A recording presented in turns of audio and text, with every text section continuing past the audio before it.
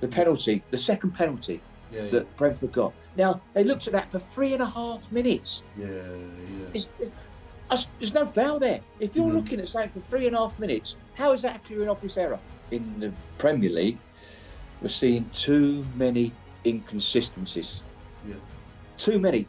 I'm not going to name the referee, but one of the referees got caught out. He put his heart rate monitor around his dog. he got a bit of a rollicking for that. We need to look at the law again. There's been so many changes. They should have just left the law as it was. Do you remember John Terry coming in with Jose or whoever was in charge of Chelsea? I used to smack him round the face. Every time he come in, he used to go shake my hand. I go, "Hello, John," smack him round the face. Why do you always do that to me? I said, "I can't do it out there." It is difficult at the moment for referees. It is very difficult because players do not make it easy. One of the worst, well, not one of the worst, but one was an envelope through the post saying there's a bullet waiting for you. Hello and welcome back to my channel, and in this video I'm pleased to welcome Mark Halsey, the ex-FIFA and Premier League referee, to the channel. So we speak about some experiences that Mark had whilst refereeing at the highest level. There's some funny stories in there. We also touch upon VAR, the handball rule, which nobody seems to know what it is these days. And we also touch upon the current standard of refereeing and things that maybe could change and improve that standard of refereeing. So before we get into the video, I do want to quickly just make you aware that the first 10 minutes of the conversation, the angle or the view is slightly different to my usual videos. That's my fault. I didn't change the settings on my Zoom in time, but after sort of 10 minutes, it just goes back to normal. So without further ado, let's get into the conversation with Mark Halsey. Hello, Mark. Welcome to the channel. How are you doing today? Very well, thank you, Chris. Yourself? Yes, I'm very well. I'm very looking forward to this kind of conversation, to be honest. So before the video started, I did a quick introduction, but I'd like to pass that over to the guest, Mark. So for those that don't know who you are, just want to give a quick rundown who you are, what you've done in your career, and what you're currently up to. Yeah, I'm Mark Halsey, former FIFA Premier League referee. Most probably some of you are going boo, but no. Listen, I sort of 1996. I was promoted to the national list of referees, and then I moved on, obviously, from the EFL to the Premier League. Became full time in 2001, and obviously then I retired in 2013 from the Premier League. Wonderful, 20 years at the top level. Enjoyed every minute of it. Yeah, it has its down moments, but you make a lot of good friends, and I thoroughly enjoyed my time as a referee. Yeah, listen, like everyone, we have good days, we have bad days at the office. I just wish VAR was around when I was refereeing. I would have made too few errors, but no, I mean, as I say, at the moment, I sort of work in the media on right for a national newspaper, the Sun newspaper, and obviously on Talk Sport with mainly H&J, Hawksby and Jacobs on their show. So, and obviously I watch all the games. I'm watching referees, and I'm often talking about the standard of refereeing, the current, and what it was like when we was. Well, I mean, there's not a lot of difference really, but just the game, I suppose, is a little bit quicker. Yeah. So yeah, I've been retired 10 years now. So you do miss it. People say, "Do you miss it?" I miss the banter on the field of play. I miss the banter with the players, because I think I had that respect from the players. Don't miss the politics that were around and what are still around. So yeah, I had some.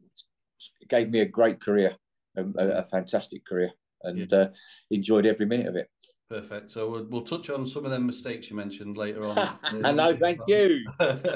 I'm sure there's a few fans out there want to hang me. I apologise. No need for an apology. So you mentioned there again, been 10 years since you retired, and before we started recording, Mark, that kind of we brought that up, and it was a bit of a shock for me to think. Like 10 years since a senior ref, and obviously you're currently now in Spain. You mentioned you retired to Spain. You're rocking the nice tan you've got going there. So you're enjoying your retirement. Then it seems like.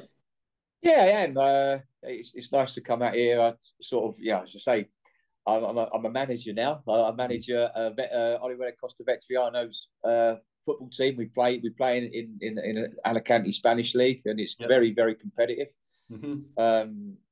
I have to pay lots of fines for my team because my players keep getting cautions. So, and I try to try to educate them, but it's very difficult. So, but as I say, I'm still involved in football very heavily, as I said before. I watch all the games. I mean, one thing being out here, I see all the games. I see every game. I get a live game. Yeah. You get the 12:30 game. You get the 3 o'clock game.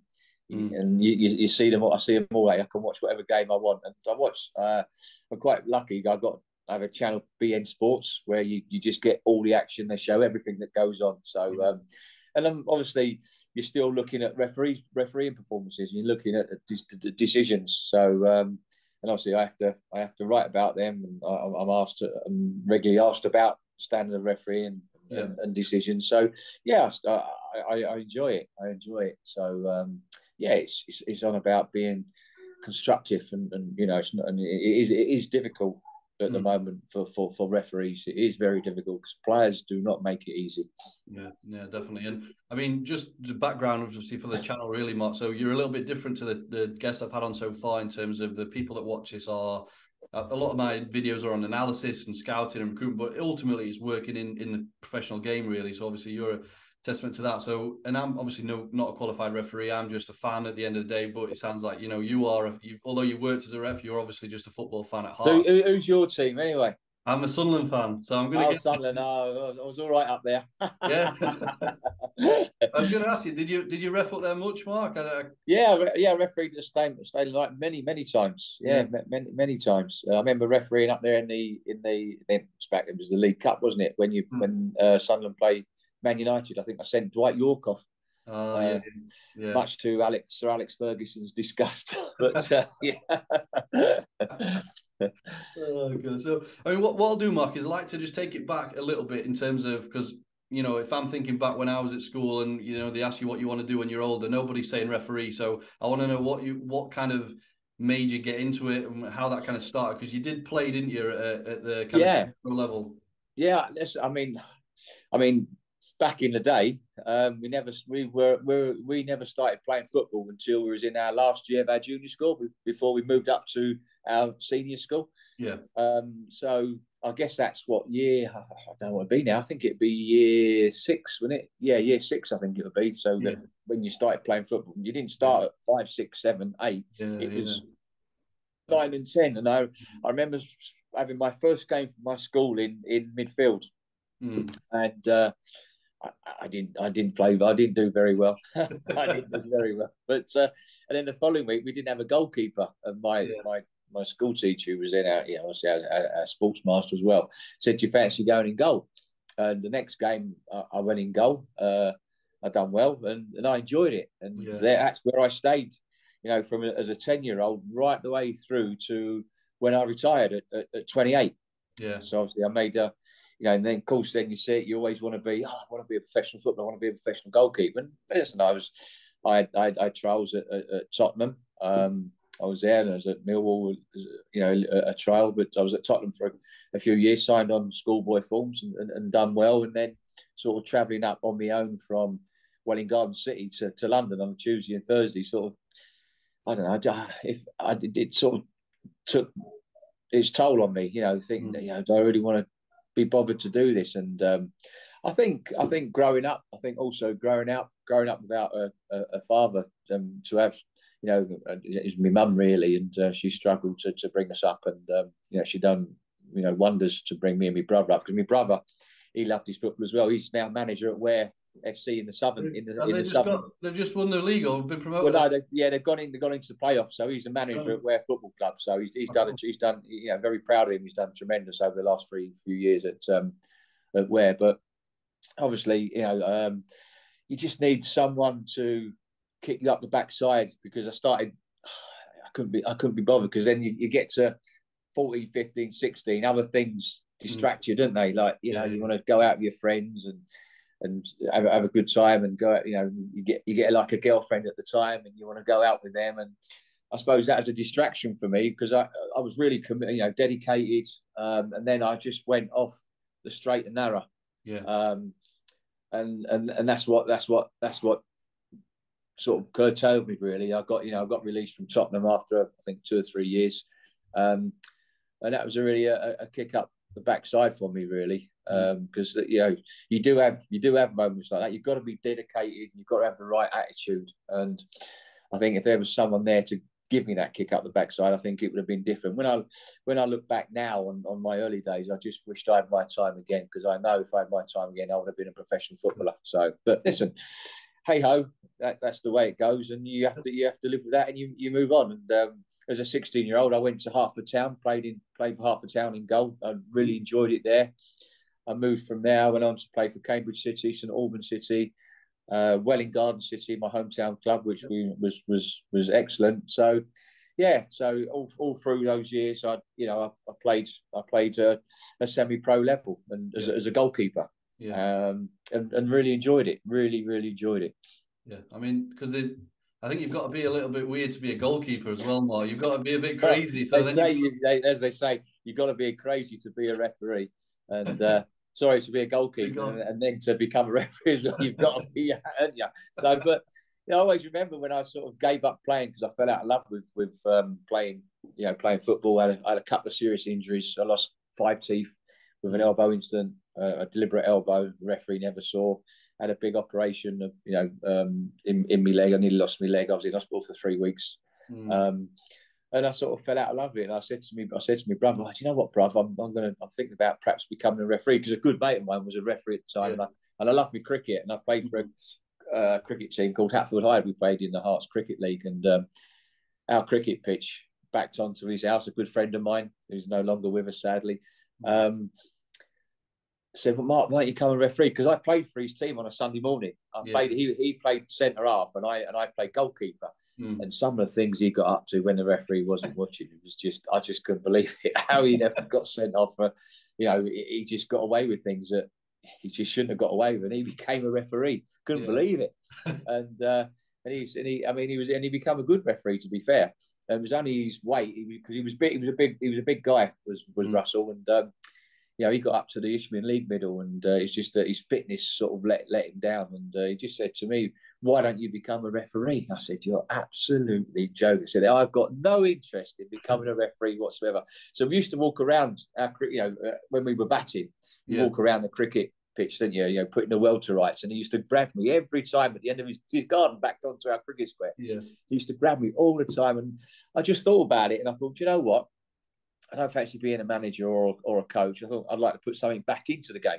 And I said, "Listen, Russ, if I can take the exam without the 8-week course, then I would do it." And he got the permission for me. I took the exam, passed, and I never looked back, really. I said to my brother, I said, "Brother, I'm thinking about becoming a referee. I've passed the exam." He said, "You what?" I can't repeat on this show what he said to me about becoming a referee, but you can imagine. So, but yeah, I mean, I was refereeing in the Hearts County League. I started off in the Welwyn Hatfield Sunday League first of all, and they all knew me because I played in the Welwyn Hatfield Sunday League as a goalkeeper for a team called Smith Klein and French, which was in the Premier League, and we used to be great.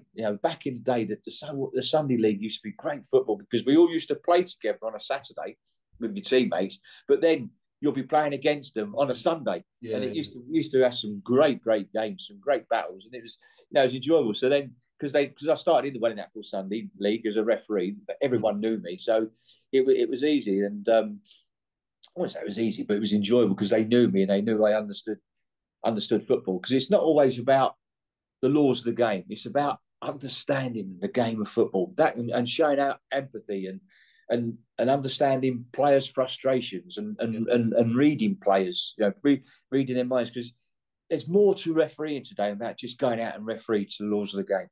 And that's what we've got to try and get across to the current crop with the coaches. But as I say, I started in the Welwyn Hatfield Sunday League. Still playing. I was still signed on for Welwyn Garden City. I was still playing on a Saturday and midweek.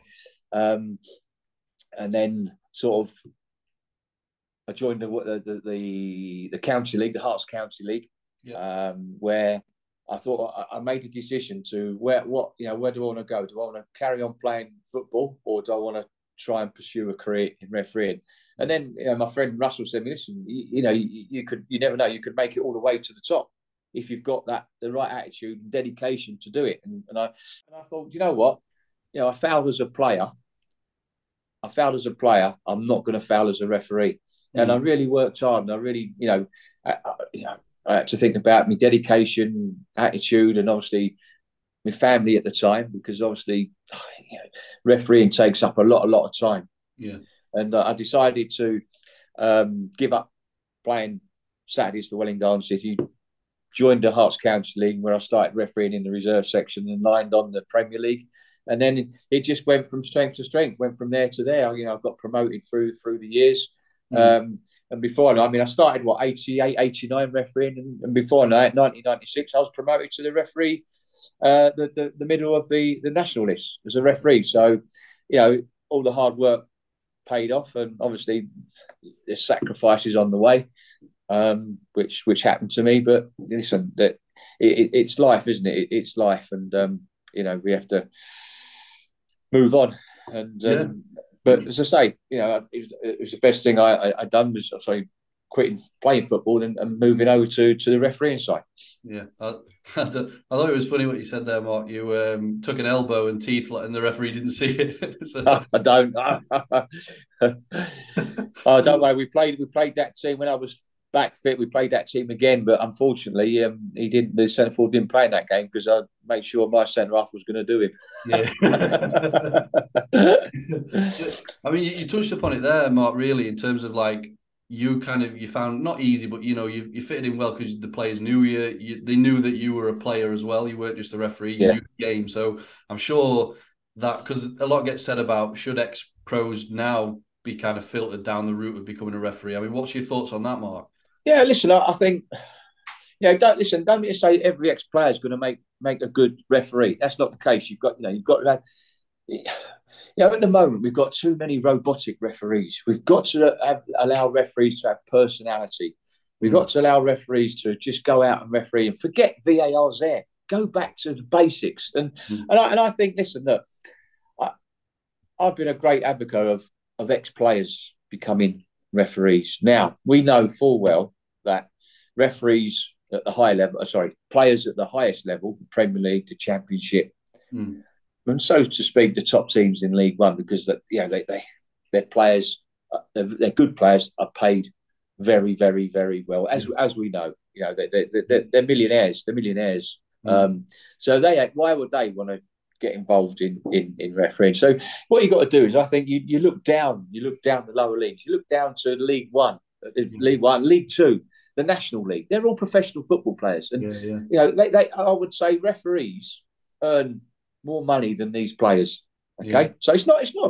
Listen, of course it is today. You've got family to provide for. You've got mortgages to pay for. So when people say they do it for the love, it's not. It is about money, because you've got to live. You've got to supply. You've got to support your families. So I look at that and I think, why? If we look at cricket professionals, right? Professionals in cricket, when they retire, they go and do the umpiring course. They do the umpires course, don't they? Yeah. And then when they pass the umpires course, what they do is they put them in second 11 cricket for the experience.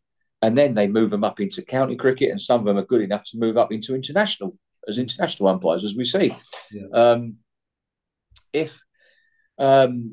And I think when we look at referees, if we look at them where the National League, and we look at League Two, yeah. When they retire,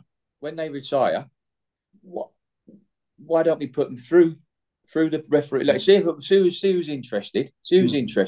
Okay, and then what we do then is they sit the exam, take the laws of the game. Okay, and then start them. We shouldn't have to start them right down at level 7, right down at the Parks football. Okay, they've been involved in the professional game. So what we do then is they pass the course and they referee National League North, National League South, National League, learn their trade, and when they're ready, move them up into the EFL. And if they're good enough from there, we put them into the Premier League. Yeah, makes sense. Makes sense to me, Mark. So, I mean, before you in that period of you starting and then obviously becoming professional eventually, were you juggling another job? What were you doing, Mark? Were you having another job? When I first started, I worked for a packaging company. I was a manager, and in them days, you had the football combination where you had afternoon games, 2 o'clock kickoffs, and then of course you had to try and get time off work, to go and referee these games because they you were being looked at for promotion. You were being assessed in those games. You were being assessed. So I found it difficult to get the time off. My company weren't giving me the time off, although I was making up the hours and coming in earlier and doing extra hours. They weren't happy. So what I done was I quit my job, and I became a self-employed taxi driver and worked for myself. So you could do that around. I was working when I wanted to work. If I had football, I wouldn't work on a certain day. I'd have the day off, and then obviously go and referee my match. And so I prepare for it as best I could. I trained every day. I played squash. I trained with my local team, went in Garden City on a Tuesday and Thursday night to keep up my fitness. And that's what I done. And luckily, and fortunately enough for me, it worked for me. It worked for me, but only because I think I put in the dedication and the work. And obviously when I got into refereeing in the National League, the national, obviously the EFL, the national list of referees, I should say. I then sort of started training at, because I knew John Steele well. I done a bit of training at Watford, knew Graham Taylor well, went into Watford as well, Barnet and Watford. And that helped me. So then I went training with those guys in the mornings, and then I'd finish training with them. Then I would go to work and drive my cab. Yeah, I mean, as daft as it sounds, I mean, as a taxi driver, you're speaking to old people from, you come back to that empathy and dealing with people and stuff, because it's not like you say about reffing. So you're speaking to people from all walks of life, I'm presuming in the that's right. I mean, also what put me in good stead was being a warehouse manager. And obviously I started at the bottom when my first job was as an ordinary warehouse packer, and then moved the way up into management. So that helped me with dealing with people, speaking with people, how to treat people. And I think that helped me all the way through. Yeah, definitely. So then eventually you've obviously worked your way up to be on that national list, and you get the chance obviously to referee in the Premier League. So just for those, and things may change. Obviously, it's been as we said, 10 years since you retired, but just want to kind of get a picture for the average fan what the average week looks like for a professional referee for when you were the ref, and also what it looks like on match day as well, if possible. Yeah, I mean, obviously, when we became professional, I mean, that and Philip Don was the one that got that going with along with Keith Hackett, two of my old bosses. It enabled us to train and prepare like players do. Listen, don't mean to say it's going to eradicate mistakes, because players make mistakes. Definitely. But I mean, a day for me, I would say, I suppose you start on a Monday. I mean, if there was a clear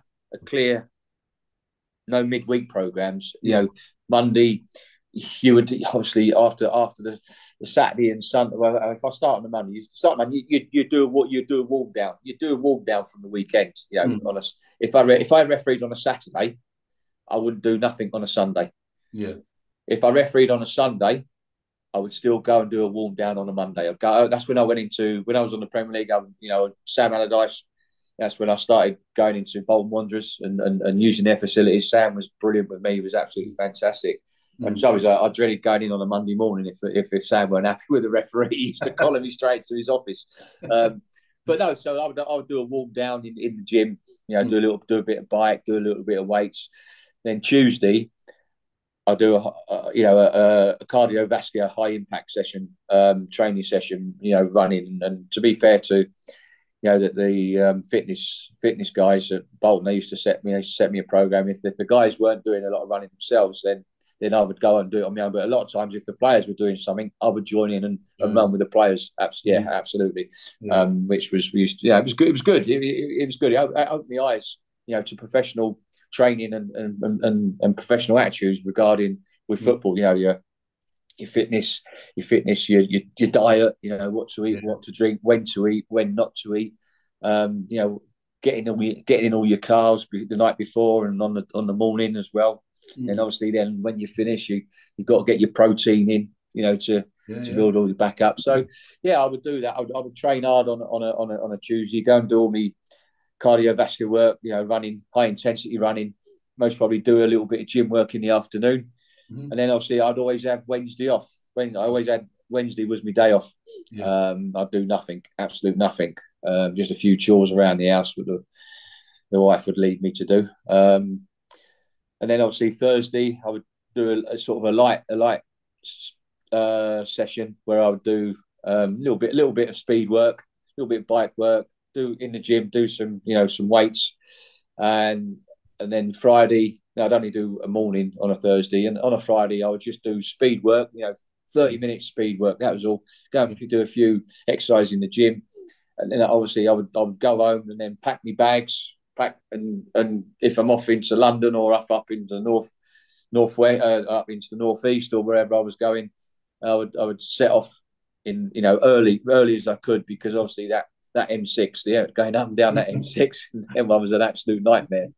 But even if I was going into London, if I was going to West London, obviously I'd get a flight.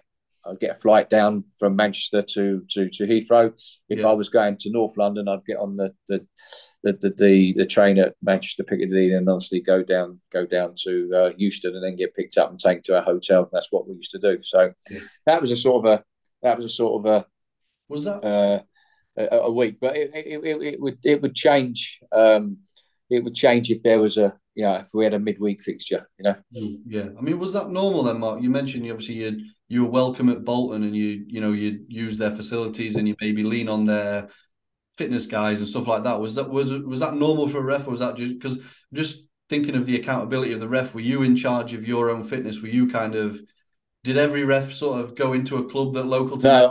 No, I was the only referee that's ever done that, and to be fair, Keith Hackett was very good, in allowing me to do that. He was a super manager, super boss, general manager. But we obviously doing that. We still had to wear heart rate monitors, and we had to download all our data to our sports scientist. Yeah. So to make sure that we were doing the work and putting in the hard graft, so we weren't just staying at home and going out picking up our money and refereeing on a Saturday and coming back home. So we had to do that. But I'm not going to name the referee, but one of the referees got caught out. He put his heart rate monitor around his dog. he got a bit of a rollicking for that. I don't even know how fast does dog's heart rate go. I mean, they probably thought there was. Well, I think they realised it's a bit different to humans. Oh God! So, and then you touched on the kind of traveling down match days and stuff. So, how does match days look then? So, you're overnight. You're in the hotel the night before. You go to the game a couple of hours before. I mean, it all depends where I was. I used to like staying in my own bed, but obviously you can't. I always like be around the northwest, so I could stay in my own bed. And but I always used to, same routine. Get up, go down, have me breakfast, have porridge. I used to have. But I mean, the night before I used to have a nice meal, and obviously I liked a glass of red wine before I went to bed. Only one glass with your meal, and then. Obviously, go out for breakfast in the morning. I always had porridge. Always had porridge in the morning, and then obviously a bit of toast. Go back, get ready, have a nice soak in the bath, and then obviously get prepared. We used to meet 11 o'clock in the hotel in our room. Take them to the ground. Where we go and have a cup of tea and a sandwich or a few biscuits. I used to have a cup of tea and a few biscuits, but used to have that at the hotel as well. When you had a cup of tea and a few sarnies and bickies. And always used 12 o'clock. Always used to eat me 2 bananas, and then obviously go to the ground. Always used to go down to the dressing room at 1:15. Get ready, start getting me things ready, getting me drinks ready. Put me music on. Used to like the music in the dressing room. What's your music then, Mark? What's the? Oh, I just do uplifting music, all sorts of uplifting music, and so it was, used to. That was good. It just created a good atmosphere, and it set everybody at ease, because you don't want to be tense before you go out, and you got to be relaxed and get out. Well, yeah, but we couldn't wait to ring that bell, get out and blow that first whistle, and away you go. Yeah, yeah, cool. Obviously, you had the teams, you had the captain, you had the safety officer come in, 75 minutes before kick-off, and then obviously you've got the team, the manager and the captains coming in. You keep it as short as possible. They don't really want to be in there. I always remember John Terry coming in with Jose or whoever was in charge of Chelsea. I used to smack him around the face. Him and say come in, he used to go shake my hand. I go, hello, John, smack him around the face. He said, why do you always do that to me? I said, because I can't do it out there. Oh, dear me. So, I'm sure you had some really good memories and kind of good times, good games as well. So we'll get into some kind of questions around the games and also the rules as well, Mark. But that's a yellow card. Laws. I got laws of the game. Yeah, rules, okay? Where's my yellow card? I'll put it away. I was going to give you one, but no, not here. Have you not got? Oh, that's good then.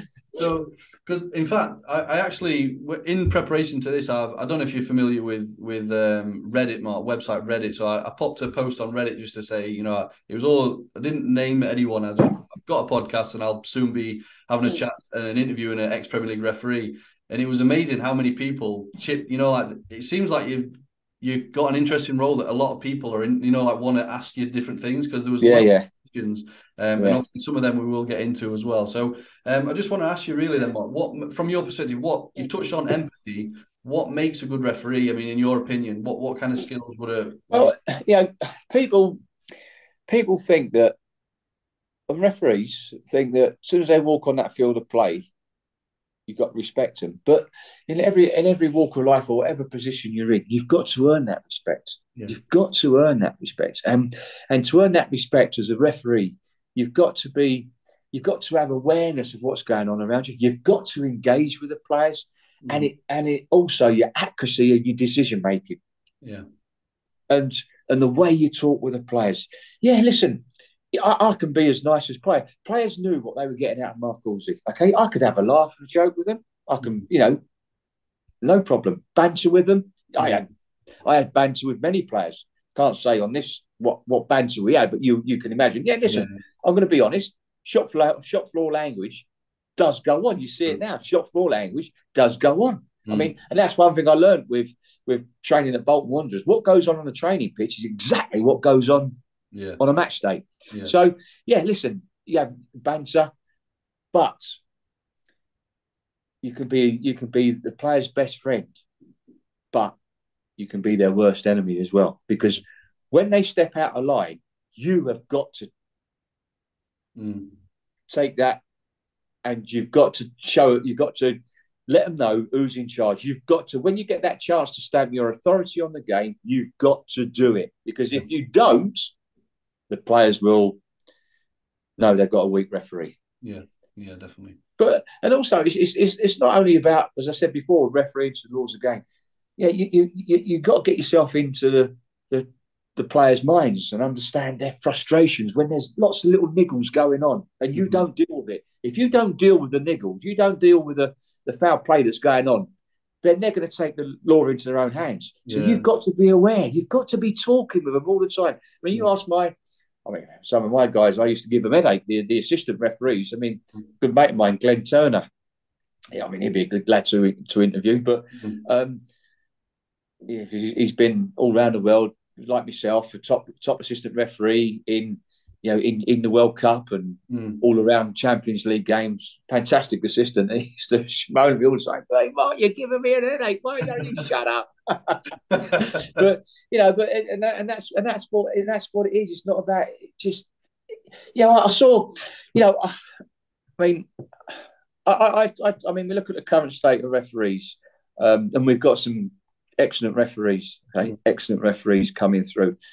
I say that good coaches turn average players into good players into excellent players. Yeah, that's no different with refereeing. Yeah. And the problem we've got at the moment, I believe, is that we've not got sufficient number of top coaches that have been there, seen it, done it, wore the T-shirt.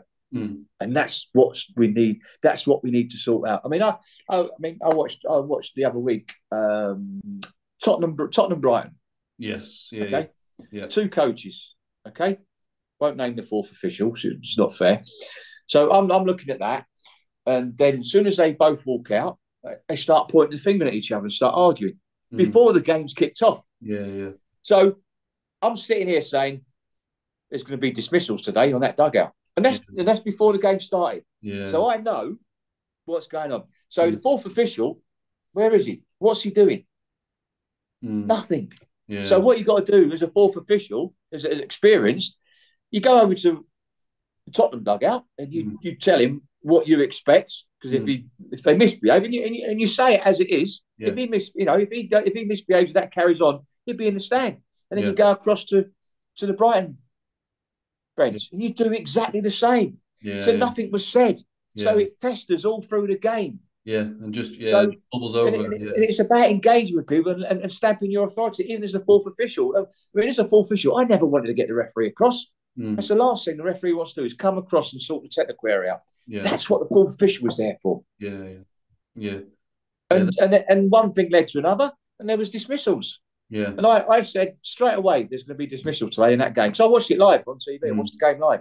Yeah. That was the one with a couple of penalty decisions, wasn't it? Was that the that's two. I mean, where obviously, unfortunately for Howard, he had to apologise, which rightly so, because Brighton should have had two penalties. There's no question about it. Yeah, definitely. I mean, it leads us nicely on to VAR then, really, Mark. So I mean, just as a tough question probably, but do you think personally, net positive or net negative at the moment VAR's had on the game? What would you say? Well, implemented correctly, VAR is an excellent tool for the game. Excellent tool. But at present, in the Premier League, we're seeing too many inconsistencies. Yeah. Too many. But that's not just been this season. That's been since it's been implemented. Yeah. Because, first of all, when it first came in, the past management haven't implemented the IFAB protocol correctly. So what is that? What do you mean by that, Mark? Protocol. Well, when we implemented it into the Premier League, VAR were making the decisions. Yeah. So they were telling the referees, "Oh, that's a penalty. That's a handball. This is this, that. That's a red card." Well, that's not the IFAB protocol. The IFAB protocol is VAR recommend a review. Then the referee has to go across to the monitor. Yeah. And then he has to make his own decision. Now, that wasn't happening in the first few years.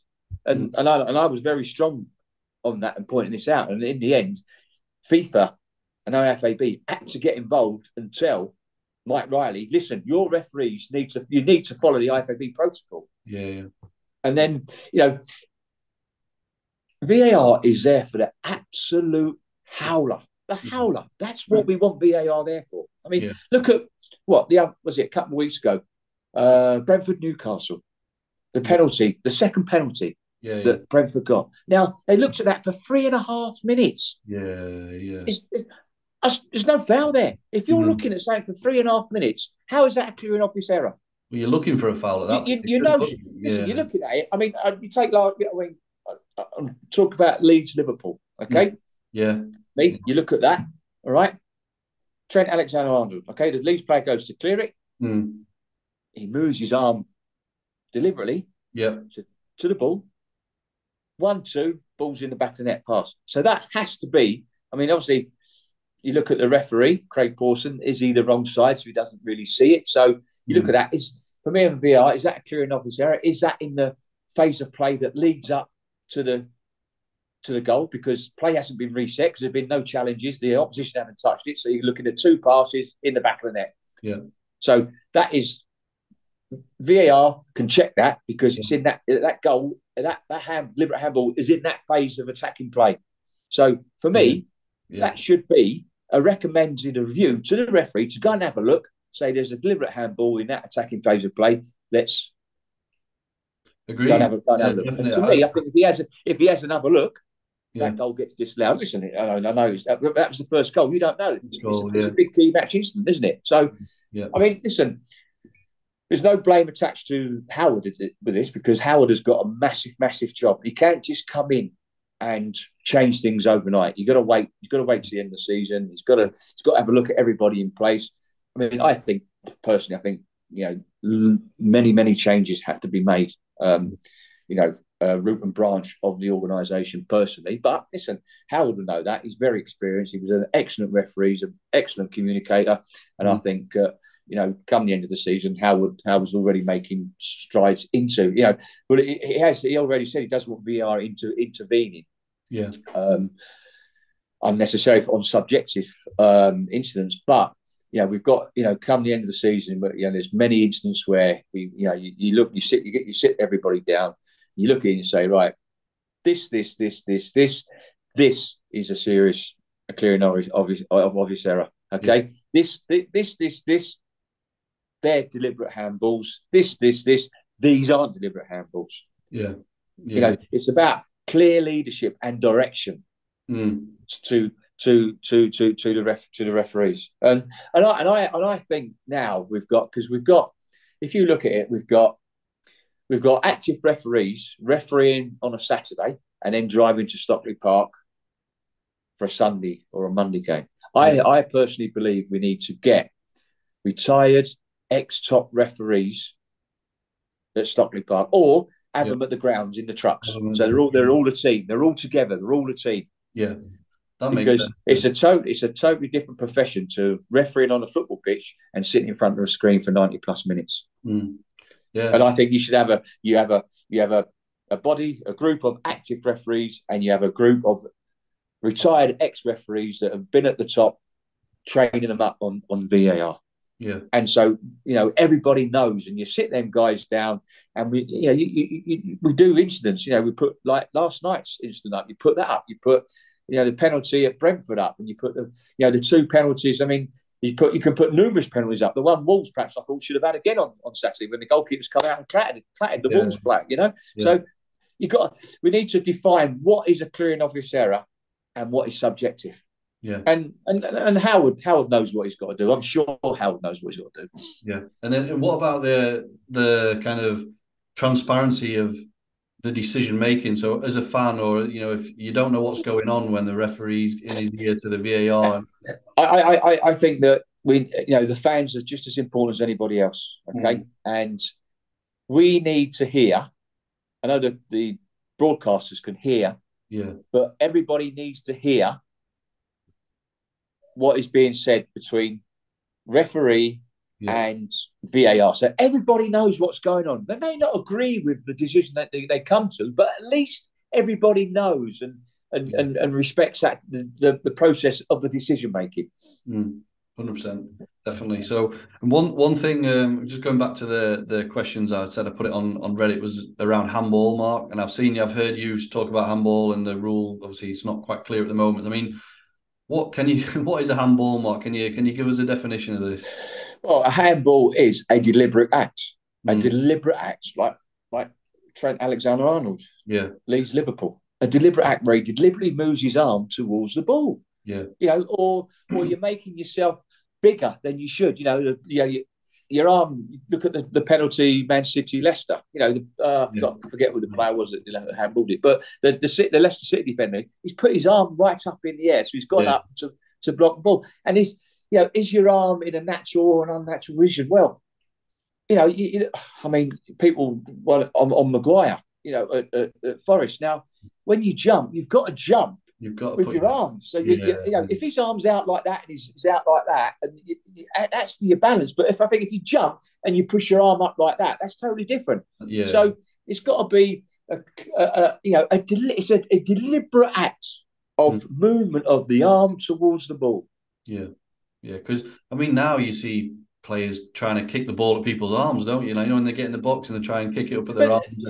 I think, and also you've got to look at close proximity and how the pace of the ball to that player. I know it's confusing for everybody. I think we need to look at the law again. There's been so many changes. They should have just left the law as it was. Yeah, left it as it was. Yeah, definitely. But I say it is confusing for everybody, and but it has to be a deliberate act. Yeah. Yeah, I mean, so you touched upon obviously the Brighton one where the apology was required after the game. I just want to kind of speak a little bit about making mistakes. So I don't know if you made any mistakes when you were a ref, Mark. Oh, don't worry, I made a few. I made a few. So did you I ever? made a few. Were you ever one to let them affect you in terms of, well, two questions really. So you've heard the case of like evening it up in terms of No, yeah, that thing? No, that's no. nonsense. That's absolute nonsense. Mm. Listen, when you get a big key match incident, and I mean, sometimes for the next 2 or 3 minutes, you're thinking to yourself, God, I hope I've got that right. I hope I've got that right. But you've got to move on, because if you dwell on things, you're going to make more errors. Yeah. But if you do know that you've made, I mean, a couple of times you've gone in at half time and you get told about the error and you think, oh no, what have I done? But you've got to put it to the back of your mind. You've got to forget about that. You've got to park it and move on and go out and do the best of your ability for the second half. All the best referees, look at the, park errors. They look at it, they learn from it. How have I made that mistake? How will I, not make that same mistake again? Yeah. And obviously, watch the DVD and then park it and move on. You can't dwell on mistakes. Yeah, listen, there was a few mistakes in some of my games where I thought, it would have been great to have VAR. Definitely, yeah. I think I could honestly say I think there was one game, about 4 games, in the Premier League where I look back and I think, if I'd have had VAR, it'd have been a totally different outcome. Yeah. Yeah, I was going to say, is there I mean, maybe not, but is there a decision that sticks out to you, Mark, that you realise, now you think, I got that one wrong, or I should? Yeah, I mean, there was a challenge in a Wigan-Newcastle game. I think it was Hedera. I think the Manaman, Wigan-Newcastle was a Sun live TV game. And, as the challenge went in, a player ran straight in front of me and I just couldn't see. It was like a brick wall. Yeah. But then the ball came out, but no one reacted. No one reacted. They just got on with the game. Yeah. And then when I saw this, they'd seen it on the technical area and they weren't happy. And then, they had a right go at me at half time. But you look back at that, I think, when I saw the replay, it was an horrendous challenge by McMahon, and I thought, Jesus, how have I missed that? And it stuck with me because I felt sick when I saw it and I missed it. And then I looked at why I missed it, and as that challenge, when the player just ran straight in front of me, blocked me view, and I didn't see anything. All I saw was the ball. I assumed he got the ball. So, that was that. That was one of the worst ones for me. I think that challenge, Wigan Newcastle. Yeah, what's your thoughts, Mark, on, because this has been mentioned by a few different people, like how the refs having a post-match interview, for example, and explain the decisions, and just because, like you say, you don't mind, they will always make a mistake, but if they're just honest as to why they got to that decision, you think even when you're honest, listen, they're not trained in for that. You know, and I know now, being where I am now, I've had a good coach in Phil Cadden from.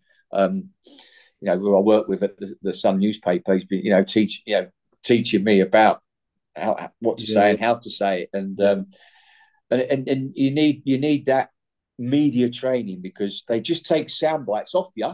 Yeah. And then next thing, you're being destroyed. And I came out after a game once, and I got absolutely destroyed, and I've never done it again, never. And all they'll be looking to do is destroy the referee. He could come out, as long as the referee comes out and talks about an incident during that 90 minutes, not something that happened 2, 3, 4 weeks ago, but that doesn't happen. That doesn't happen. So, they're always trying to look for, the media now, the broadcasters now, when they interview, they're always trying to look for controversy. Yeah.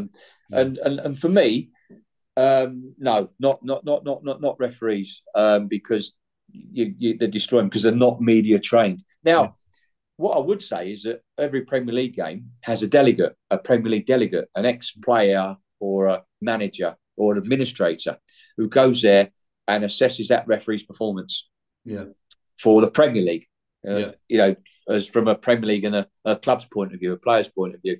And you have a PGML observer as well. So you have a technical one from the PGML who's an evaluator. And you have a Premier League delegate. So, because the delegate will then go in and speak to the referee after the game about his performance. Say, look, there, key match decisions, fitness, and game management. Yeah.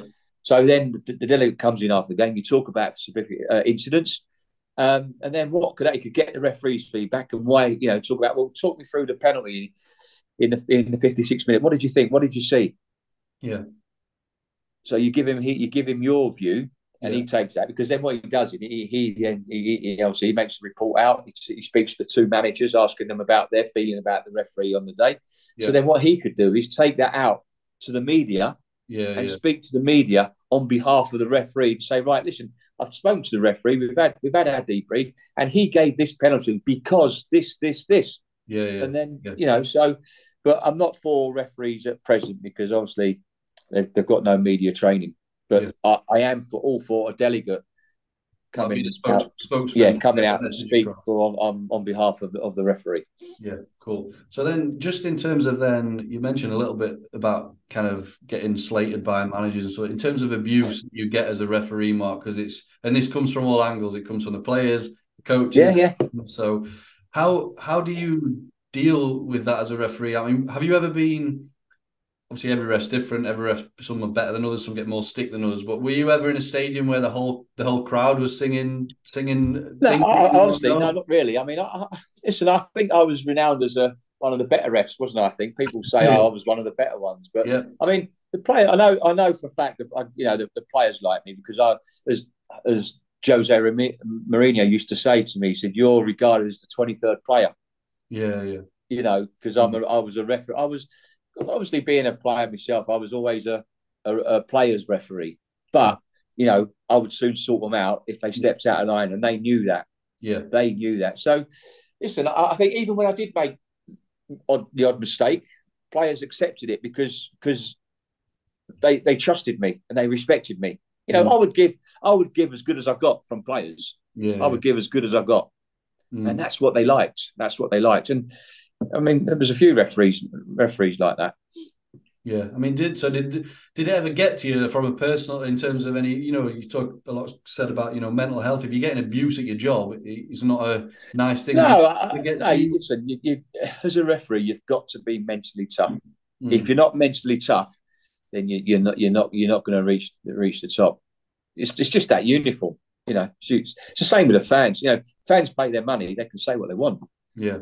They pay their money, but always interacted with fans after the games, and I walk in the streets of all my career. I never had someone wanted to, I mean, obviously there was a time where I got abuse myself after refereed a Liverpool Man United game, and obviously my family, we received some awful things. But obviously, my 3-year-old girl at the time, received some awful. We can't say on here what we got, but I can accept that. But don't bring my little girl into it, and my wife. Like things like one of the worst. Well, not one of the worst, but one was an envelope through the post saying there's a bullet waiting for you. Listen. Okay, I can take that, but not my little. Not the family. So I mean, so listen, that's that. But that's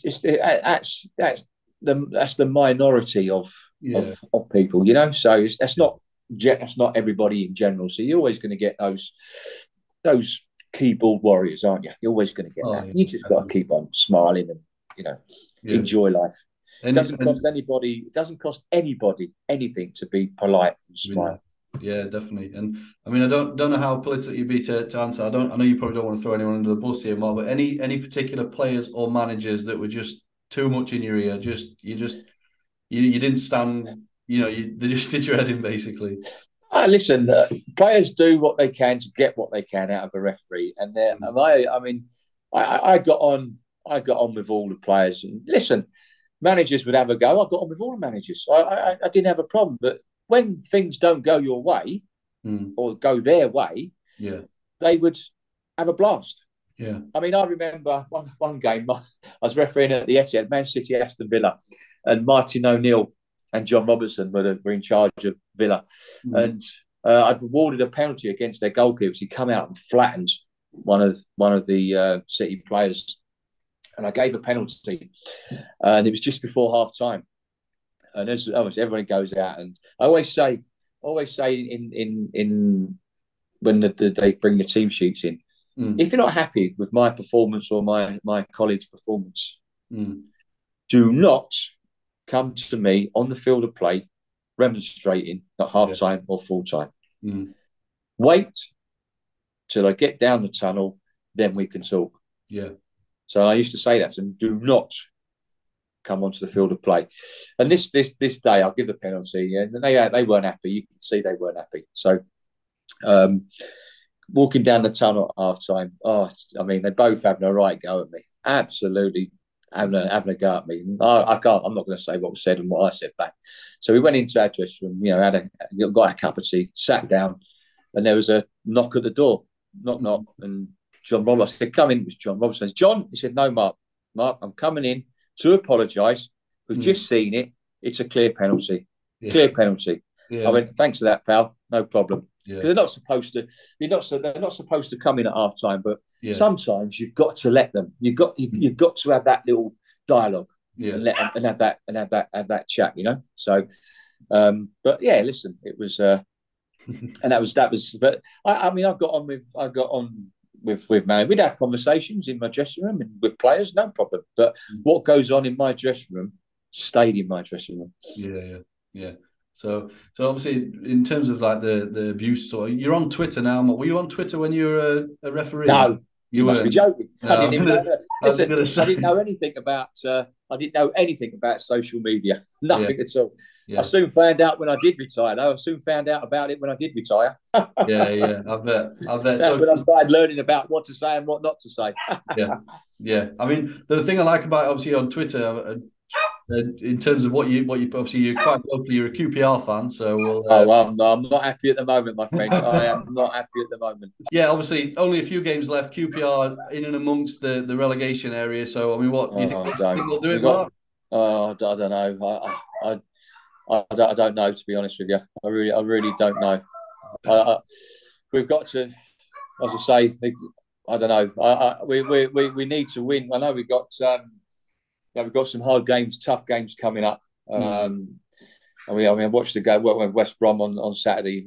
I mean, we were all woeful. Just can't seem to buy 3 points. And Gareth Ainsworth's got a massive job. And then once again, the football club needs some big changes need to be made at the end of the season. And if we do stay up, then it'll be by the skin of our teeth. But I think at the moment, with our running, I think we could be favourites to it's between us and Reading, I think. Yeah, you have got tough games as well, haven't you? We have, yeah. Well, I say we got Norwich this week.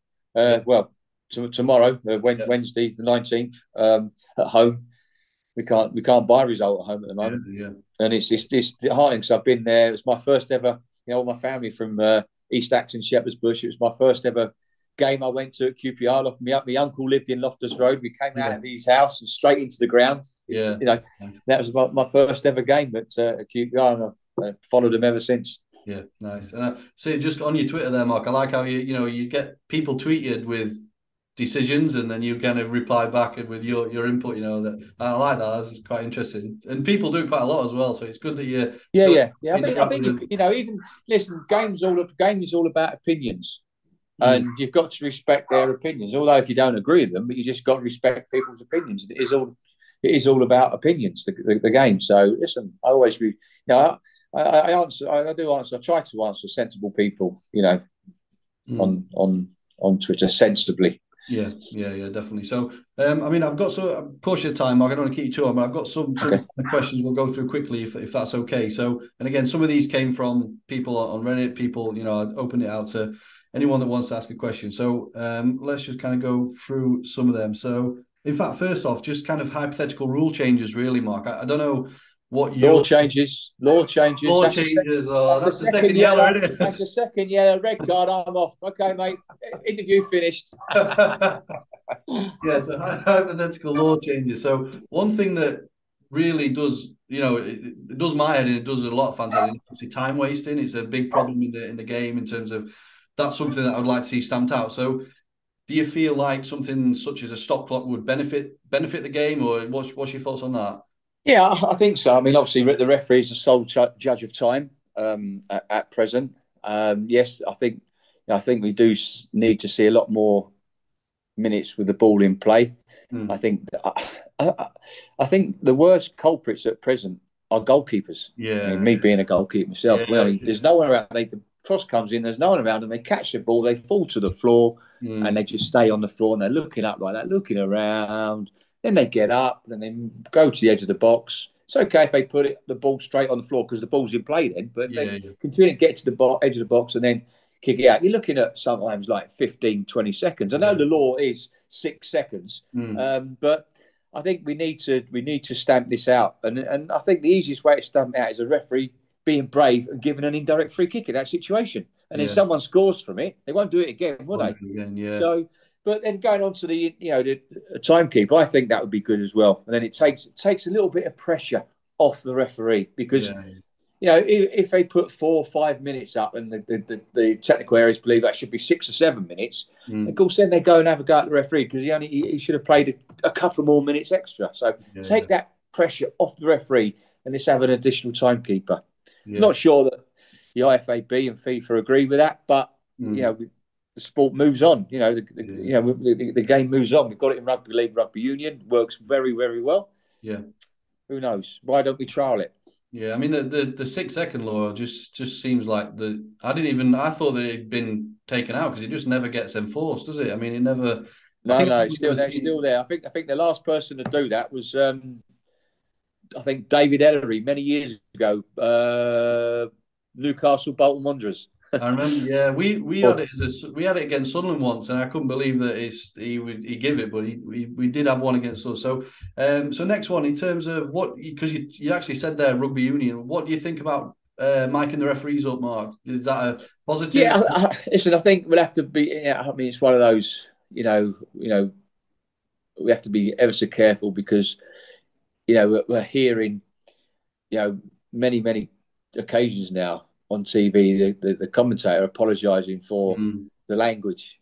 yeah, And that's the only problem I think you'll get from that because you're on the shop floor. Don't people say, oh yeah, we should be using that sort of language, but people do use it on the shop floor. mm, When you're at work in your workplace, it gets mm, used. I mean, yeah, you get far worse language coming from the terraces than what you you possibly do. do on the football pitch. So Yeah, I think it's okay. I think listening to VAR and the referee, the decision making process, but yeah. I'm not so sure.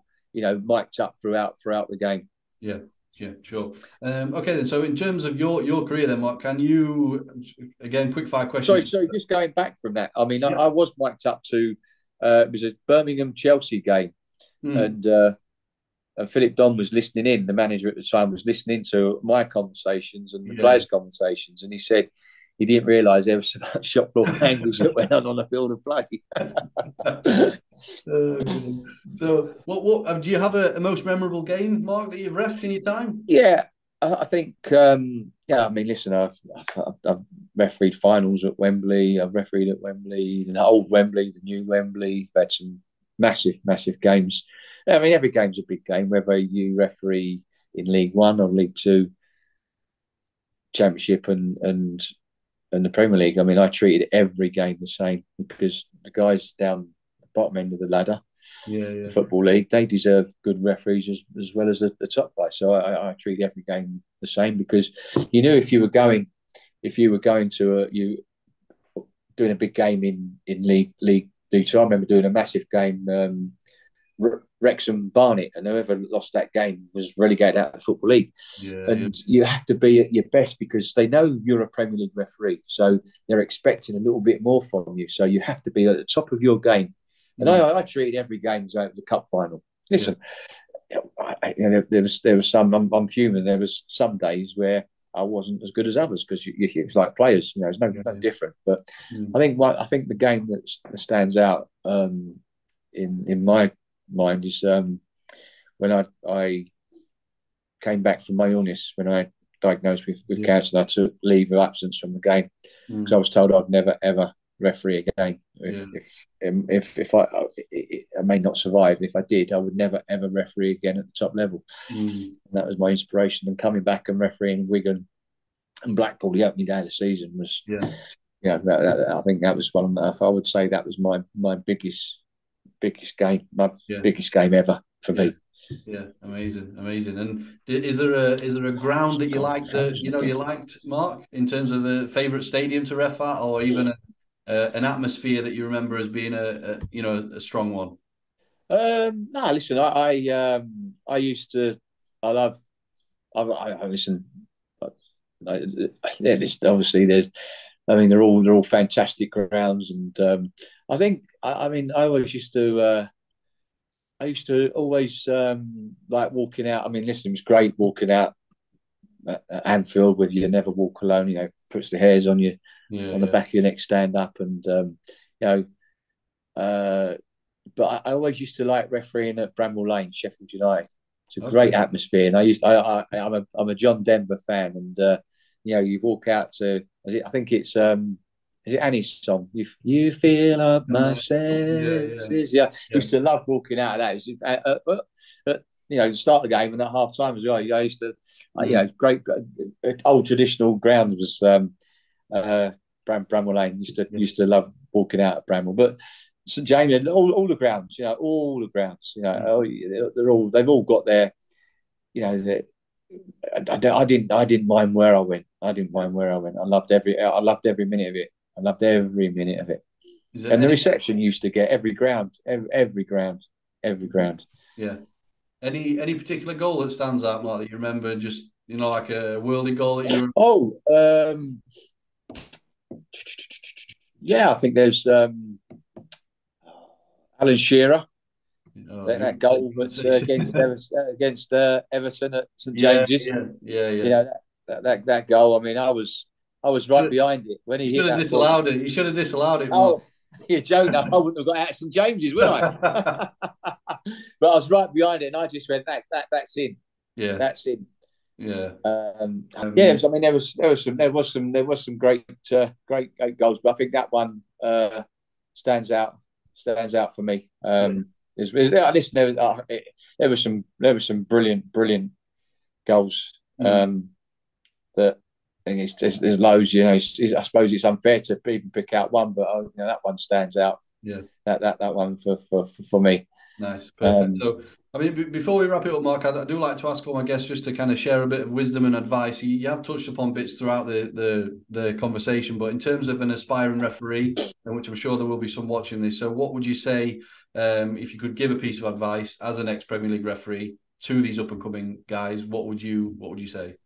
For me, you've got to go out and enjoy and referee with a smile on your face, referee with a personality. And just take that opportunity to stamp your authority on the game. Don't necessarily mean with a yellow card. You can give a public rebuke to the player and pull him out and give him a rollicking. But just go out and enjoy it and learn from your games, learn from your mistakes. Have someone that you trust, and you just confide in them. No one else, because there's plenty of people that want to, put you down. But the most thing is referee with a smile on your face and enjoy. Perfect. It's a good place to end. So, I mean, what's next for Mark then? Are you just enjoy your time in retirement then, Mark? Still keeping up with your media? Yeah. Still do that. I'd love to get back in. I've coached around the world, in America and Colombia, South America, and on one or two different tournaments that you are a ref put on.